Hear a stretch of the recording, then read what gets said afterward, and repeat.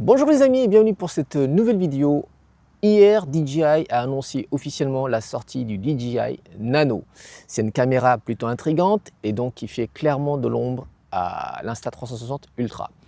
Mais est-ce que vous saviez qu'il y a 4 ans, en 2021, donc plutôt vers fin 2021, ils avaient déjà sorti une première version avec le même concept modulable, avec une caméra détachable, étanche, capable de filmer avec les mêmes configurations que le Nano. En fait, je trouve que le DJI Action 2 en 2021, quand il était sorti, il aurait dû s'appeler le Nano. Et c'est vrai qu'en l'appelant l'Action 2, et en fait, il y avait une sorte de mensonge sur le produit. Et c'est ça qui a fait le flop de cette caméra, je pense. C'est que les gens s'attendaient à acheter une caméra d'action alors que c'est une caméra qui est assez premium, assez fragile en fait, qui proposait un concept, le côté modulable, caméra détachable, aimantée. Malheureusement, en l'appelant Action 2, et avec un gros problème de chauffe, cette caméra n'a pas su trouver sa place à l'époque.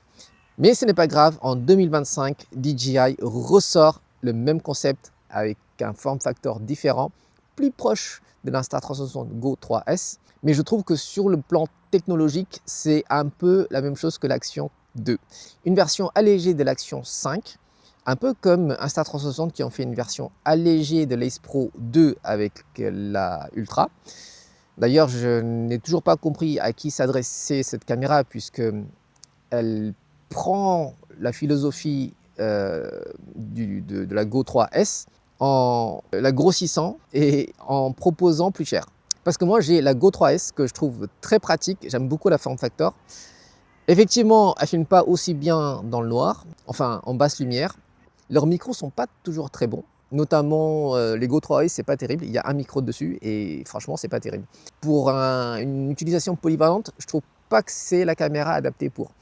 Et c'est vrai que la Nano, effectivement, en proposant de connecter avec leur micro sans fil comme le Mini Mic, eh ben, je trouve que c'est un vrai plus pour une utilisation plus polyvalente. Et même sur du pro, hein, si je vais faire des interviews dans la rue avec des gens, eh ben, ce serait déjà plus adapté. Donc au-delà de l'image, au-delà du prix, parce que c'est vrai que enfin, moi je vois pas qu'est-ce qui justifie les 200 € d'écart entre l'Insta360 Ultra et les DJI Nano. Franchement, je vois pas. Je vois que beaucoup de youtubeurs quand même travaillent avec les micros DJI. Là, sur le plan stratégique, je trouve que DJI, ils ont fait très très fort en proposant les DJI Nano, tout comme l'Osmo, hein, à un prix contenu. Donc les DJI Nano commencent à 279 €, ce qui est juste incroyable. Les DJI Osmo 360 aussi est vendu, je crois, à 480 €, là où le X5 est vendu à plus de 500 balles. Enfin, c'est juste, voilà. Sur le plan stratégique, je trouve que c'est quand même bien vu de la part des DJI de ne pas être trop gourmand et de pouvoir vendre leurs produits plus facilement. D'ailleurs, l'écosystème est tellement bien étendu que même sur l'Action 2, je peux connecter le mic mini dessus et ça marche très très bien. Comme quoi, l'écosystème, c'est important. Quand vous avez des accessoires qui fonctionnent, on est plus enclin à acheter les produits de cette marque plutôt qu'une autre. Voilà les amis, je ne sais pas ce que vous pensez du DJI Nano. Voilà, n'hésitez pas à me laisser vos commentaires si vous comptez l'acheter et sur quel argument, parce que ça m'intéresse de savoir pourquoi vous voulez l'acheter cette caméra.